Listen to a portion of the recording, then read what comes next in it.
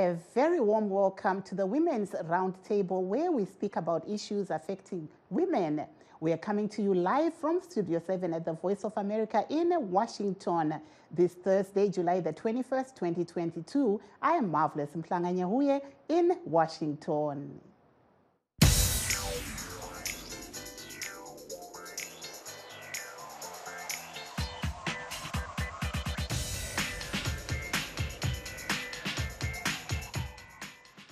Tonight on the Women's Roundtable, we're talking about calls by women's rights groups for menstrual health for women and young girls to be prioritized.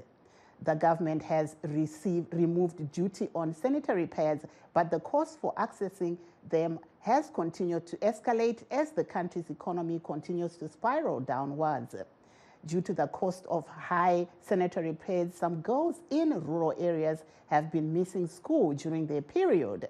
Some women and young girls are reportedly resorting to using unhygienic methods during menstruation, with health experts warning that this may lead to health complications.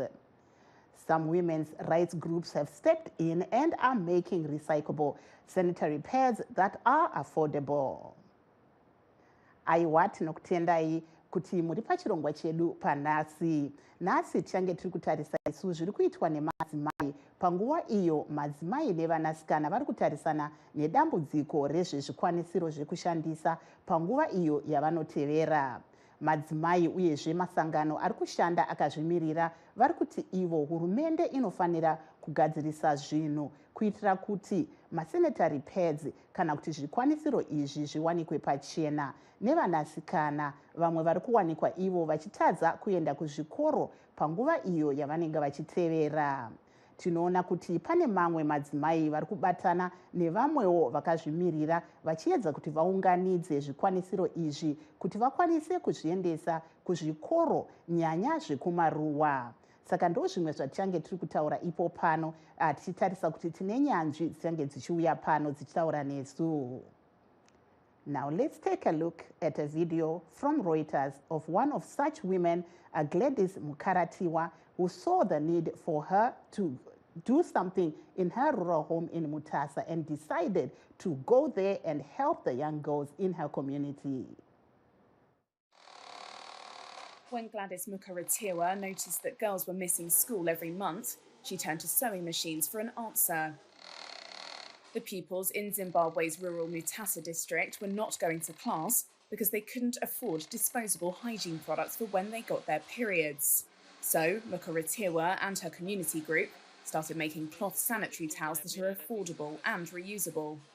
If we calculate 2 to 5 days per month, it's about 45 days per year school time which is wasted.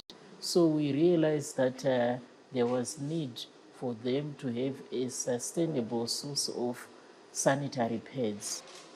Volunteers at the Chiedza Community Welfare Trust produce about 600 pads a day. They've been designed to be lightweight and easy to wash and dry.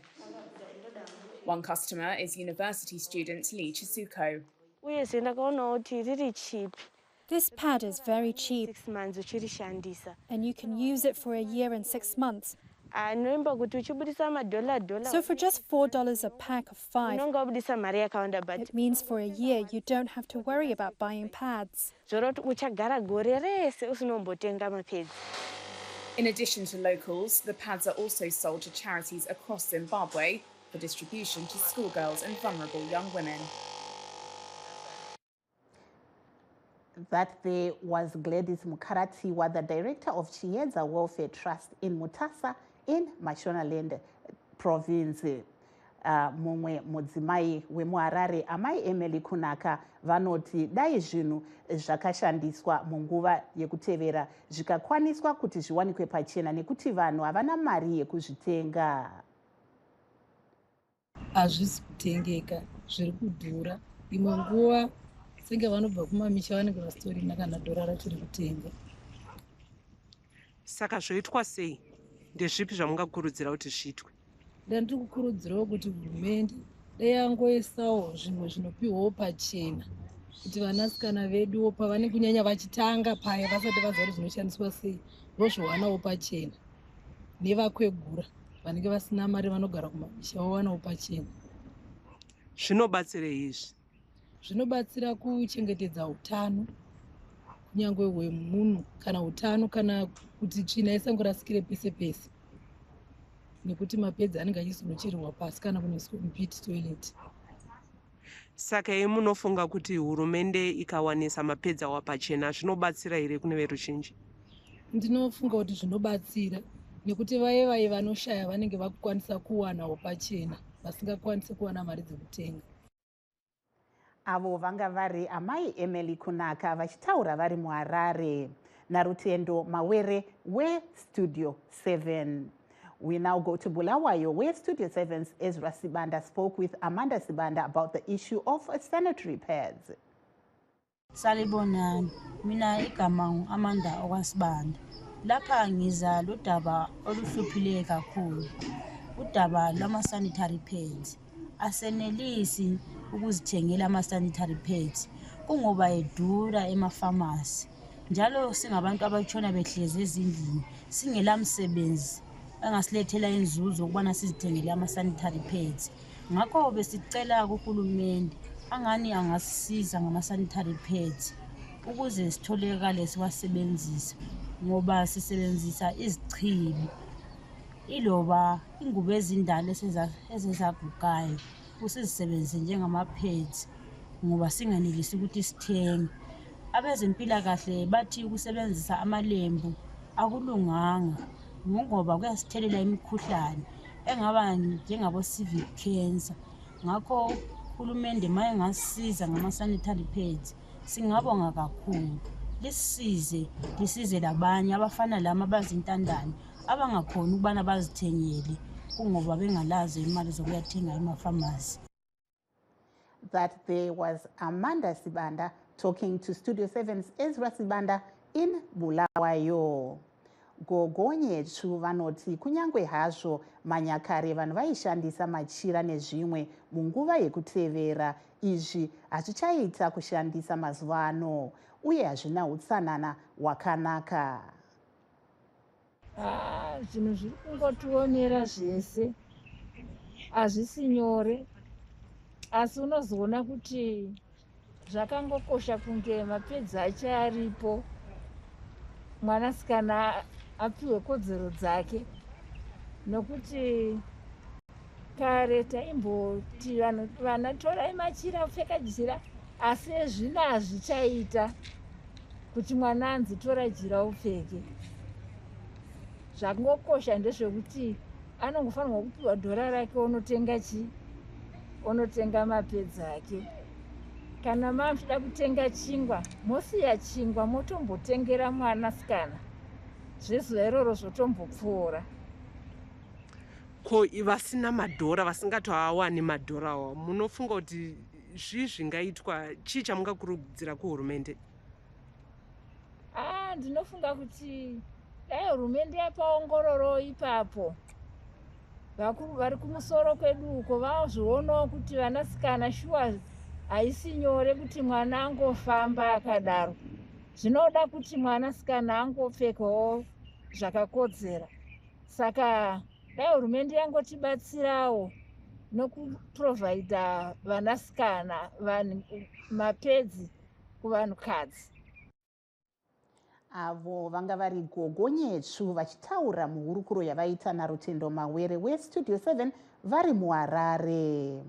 Studio 7's Mavis Gama spoke to John Selemani to get his take on the issue we are discussing today.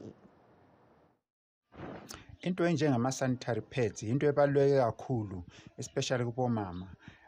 Akumelanga ayiswele. Nxa isikhathi sesifikile ukuthi abe lawo ama-sanitary pads, akana choice.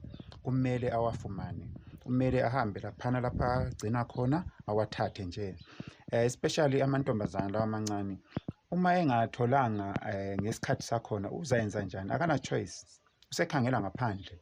Ngaphandle utholana labo sugar daddy abazamnika lezi zinto azifunayo. kodwa sonke siyazi ukuthi o-sugar daddy abasoze bamnike nje mahala, kukhona abakufunayo. Kusuke kube lezinto eziningi njalo sezilandelana lakhonokho okunjengama-HIV or STI, ama-STD njalo njalo. That there was John Selemani talking about the need for sanitary pads to be available to women for free. He spoke to Studio 7's Mavis Gama. Tabata mumwe wechirume vapanashe machiridza kuti tinzwewo maonero avo panyaya iyi. Inini hangu maererano nenyaya yemasanitary way, ndinoona hangu zvakanaka kuti vanhukadzi vabatsirikane through hurumende ikwanisa kuvapa support, nekuti haisi situation yekuti munhu akasarudza kuti anoda kuva ari mai, but zvinhu zvekuti kana wangoberekwa unazvo. Saka ndinoona sezvakangonaka kuti vave vanobatsirikana kana hurumende ichikwanisa. Saka imi ndezvipi zvamunotarisira kuti hurumende ingabatsira nazvo? Inofanira ku-offer ma-sanitary way for free, like sezvavanoita ma-protective, like ma-condoms anowanika mumabhawa kana muma-hospitals. Saka ma-sanitary ways anokwanisa kuwanika panzvimbo, vakakwanisa kuti vamaise panzvimbo dzinowanika madzimai dzakafanana nezvipatara kana kunosanganirana madzimai, kumachechi, especially kana vari kumachina kwaikweya. Munoona sekuti izvi zvingabatsira chirudzii? Zvingabatsira pakuti zvinoredusa burden stress pamunhukadzi, because vamwe vacho hatisoseri kuti vanenge vachirarama sei, but semone rangu vamwe vanofoka sei vari kumamisha vasina access yekuwana mari nguva nenguva yekuti vatenge masanitary way. Vanototambudzika kuti vatenge sanitary way nekuti mari pamwe pacho inenge chinetsa nemamiriro akangoita zvinhu munyika medu. Saka ndinoona zvakangonaka kuti zvingova for free. Avo vanga vari vapanashe machiridza vachitaura naRutendo Mawere weStudio 7 vari muHarare. Now let's take a break. Please stay tuned.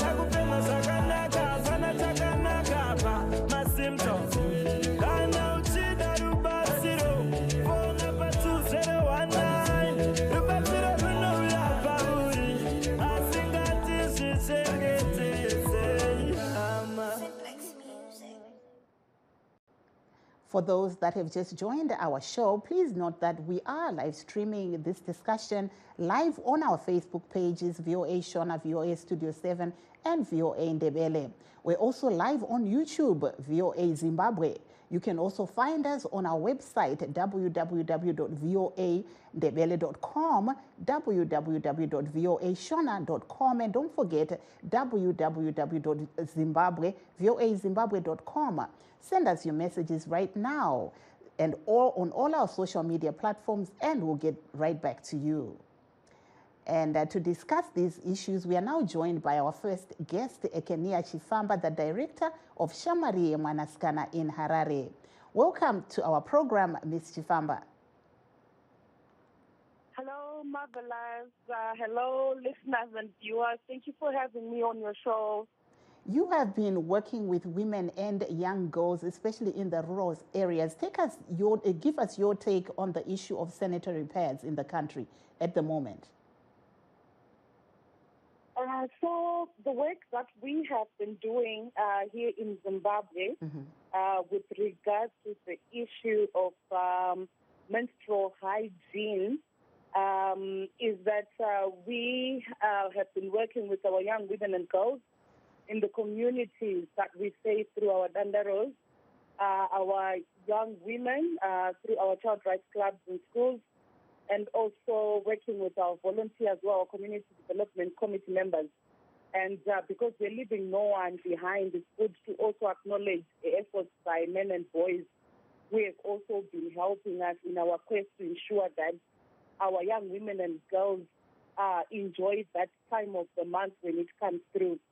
So what we have been doing here in Zimbabwe was to ensure that we provide sanitary pads through kits that we have been distributing in our different areas of operation, Mash East, Harare, Manicaland, Kirezi also.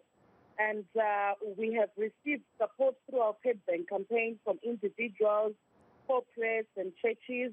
We have also supported us to ensure that we distribute these, but also to say that we realized it was not enough.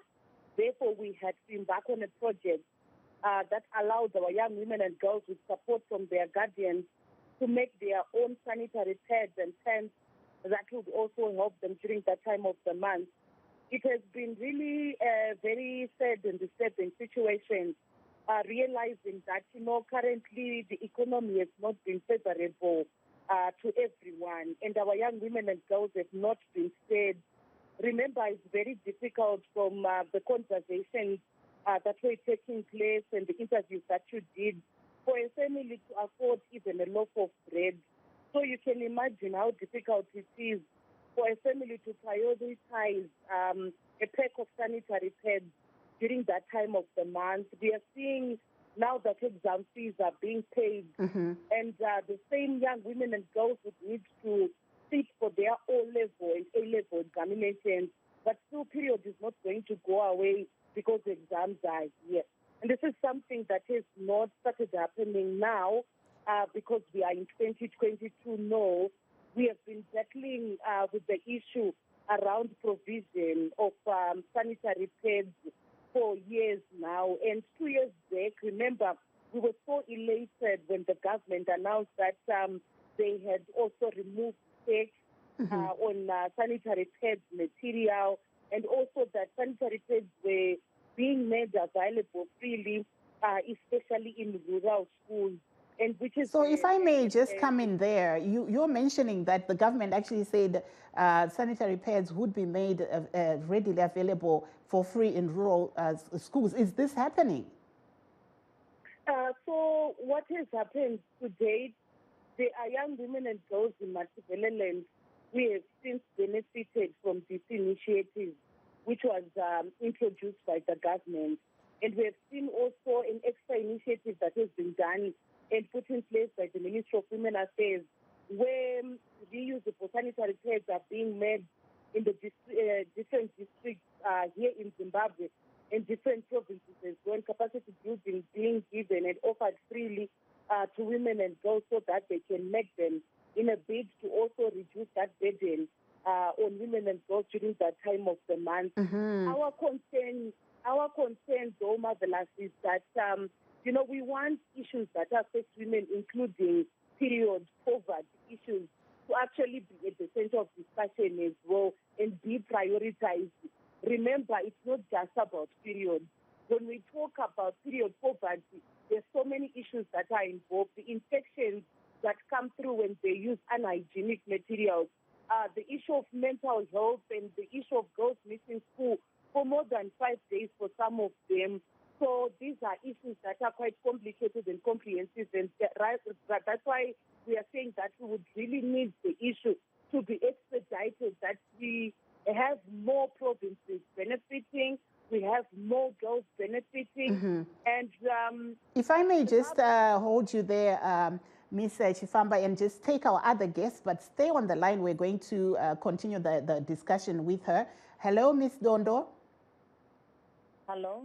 Yes, if you can just weigh in, muri kuona sei nyaya iyi yemasanitary pads? Muri kunzwapo tanga tiri kutaura namai chifamba vachitaura ivo zviri kusangana nevanasikana nemadzimai kuzimbabwe. Imi munotiwo chii panyaya iyi? Ndinotenda Voice of America, ndotenda nekuva pano zuva ranhasi. Mai chifamba tinotendawo zvakare nemabasa muri kubata kuzimbabwe. Ini ndiri kuamerica asi semwana wezimbabwe ndoda kuti ndititaure nyaya iyi ndakatarisa zvinoitika kuno kuamerica ndichicompare nyaya yemasanitary pads nevanasikana. Ndo mubvunzo wangu wokutanga unobvunza kuti dai varume vaiwana maperiods avo tingadai tine hurukuro iyi here, nekuti tinoona kuti maprotective way arequest zvambotaura nehanzvadzi yabva. Inotaura kuti mushamukadzi katarisa kunobva upenyu is through the menstrual cycle. Saka ndodawo kuti ndicheme ndichikumbira vakuru vedu, hurumende yedu kuti toziva kuti mamiriro akaita zvinhu munyika zvakati omei. Kune vanoti wanei asi kune vaye vasiri kukwanisa kuwana zvakawanda. Dai tangokwanisawo kuti tibatsire vanasikana vedu nemadzimai kuti vakwanise kuwana masanitary pads. Kuno kuamerica about women in the United States, about an estimated 150 million per year is spent on menstrual products. Masanitary pads anodhura, asi ndofunga kuti hurumende yedu ikakwanisa kubata mabasa nemaprograms akaita seedu anaya ari kuno, tokwanisa kuwana marongero atinoita kuti tinge tichiwana vanhu vanotibatsira tinge tiri kuwana masanitary pads atinopa kuchikoro. Nekuti zvambotaurwa namai chifamba haisingori nyaya yeperiod. Mwanasikana anofanira kudzidziswa kana hygiene kana ari kuenda panguva iyoyi. Panoda maresources ekuti maprograms anenge ana mai chifamba vapiwe maresources ekuti vange vachiita ma-educational outreach programs. Mumbobata makadaro Miss Dondo, Dr. Kola, pana kola wedu Bridget ari panhare, ndinozoti nhare dzinotinetsei kunyanya kuSouth Africa nekuZimbabwe. Regai timbotora Bridget tinzwewo kuti vari kuti chii. Hello Bridget. Hello Bridget. Hello. I think maybe because there's a lot of electricity cuts in South Africa, so maybe her line is playing up. So I would revert back to Mai Chifamba. Ndomboti kwamuri Mai Chifamba mamuri kunzwa zvanga zviri kutaurwa naSisi Comfort Dondo. Imi munoti zvii zvinganyatsoitwa mune ramangwana kuti dambudziko iri tisarambe tichitaura nekuti abvunza iye mubvunzo kuti dai dambudziko iri raisangana kana kuti dai izvi zvaitika kuvarume tingadai tiri pano here tichitaura nyaya iyi. Mai Chifamba? Hello? Yes, go ahead. Waitako ndichida kungotenda zvanga zvichitaurwa naComfort achipa kuenzanisa nekuona zviri kuitika kune dzimwe nyika kana takatarisana nenyaya iyoyi inosangana nevasikana vedu nguva yekuteera. Ini ndinofunga kuti zvandambotaura paya kuti tinoda kuti nyaya idzi dzekuteera kwevasikana dzisangotorwa nje sekuita sezvinonzi dzingori hurukuro dzisina basa, nekuti dzinosanganisira zvinhu zvakawanda zvatambotaura paya, dzingave nyaya dzekufunganya, dzingave nyaya dzeutano, dzingave nyaya dzekutadza kuenda kuchikoro. Tarisai kaZimbabwe tiri kutarisa nyaya dzeagenda 2030, tiri kutaura nyaya dzema-SDGs, atiri kuongorora chinyora maripoti tichitaura kuti taapapi. Ende kana takatarisa nyaya iyi yekuteera tiri kutarisa nyaya dzakadai sana SDG 3 hatingazviignowe. Inyaya dzekuti dzakakosha dzatinofanira kutarisa kuti tikatadza kudzibata nemazvo tinogona kudzosera budiriro yevasikana vedu kumashure. Chekutanga inyaya yekuti tikange hurumende yedu tinoikumbirisa patiri kuitenda pese pairi kuedza kuisa zvirongwa zvekuti vanasikana vawane zvikwanisiro izvi pachena. Isusu tiri kuikumbirisa kuti irambe yati payatangira chinhu ngaibva yadzvanya kusvika chinhu ichocho chasvika kumagumo. Asika Mai Chifamba, regai ndimbokubata ipapo nokuti Bridget uye akola wedu anga aripo adzoka zvakare nokuti ndoziva kuti manhare dziri kutinetsei rambai makabata ndichadzoka kwamuri. Hello to our caller Bridget. Hello. Yenyarara. Makadi yenyu. Pa. line yenyu haisi kunyatsonzwika zvakanaka. I think there is an echo on that line, so we'll need to just drop Bridget. Her line is not very clear, but Ludzoka Kwamuri, Mai Chifamba, let's come back to Mai Chifamba. Bridget's line is not very clear. So thank you. We'll go back to Mai Chifamba. She was bringing out something that's very important in Shona. Mai Chifamba, maybe if you can just say it in English, that what's the way forward? The people have been sitting and discussing some of these issues for a long time, but it doesn't seem as if there's something that's actually coming out of the discussion. What's the way forward?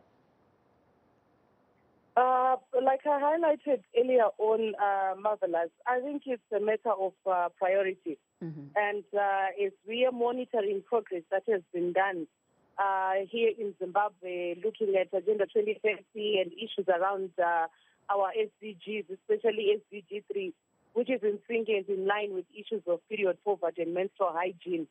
Our hope is that whenever we know the government pledges something and starts implementing an initiative, we plead with them that it's done up to the end and we see results that are tangible, and also proper monitoring of the initiatives that will be implemented.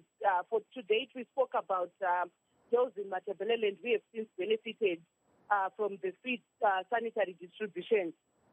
We need to ensure that, proper monitoring is done, to ensure that the distribution is done in all the provinces in Zimbabwe, so that we leave no girl behind. We spoke about issues that right now, our girls are preparing for examinations. Can you imagine preparing to go for an exam? You are worried about paying for examination fees. You are concerned about not affording a pack of sanitary pads or the dignity kits. That becomes double trouble as well. And to say that with initiatives that have been done also with Ministry of Women Affairs to capacitate women and girls around Zimbabwe on making these reusable sanitary pads, if it's an initiative that has been introduced, so then it should become uniform.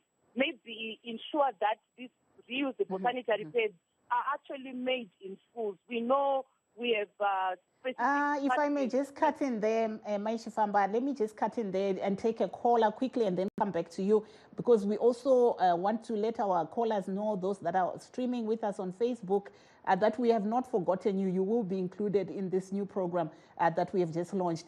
Hello, Lucy. Hello. I understand we have Lucy on the line, so we wanted to include her in the program. Hello, Lucy. I can't hear her. Hello, Lucy. Sis Lucy Chikowero muripo ere pa line up.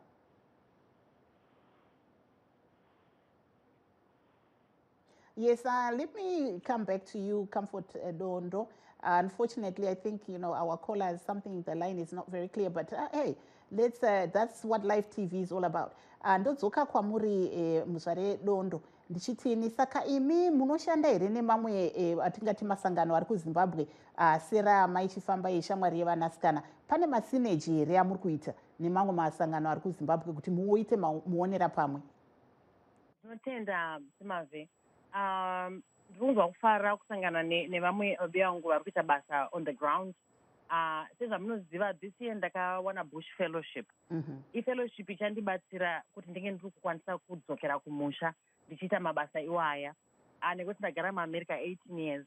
Saka ndofunga kuti gore rino risati rapera tofanira kunge tiri kukwanisa kunotanga kushanda nema-programs anenge ana Mai Chifamba. Tichatsvaka ma-contact details avo. Thank you so much, Ms. Dondo. Unfortunately, I have to cut you off there. Ms. Chifamba, also thank you, for being on our program, because unfortunately time is not on our side, but we'd like to thank you very much, Ms. Ekenia Chifamba, for your contribution here on this program.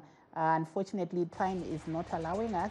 I'm Marvelous Mhlanganya Huye in Washington.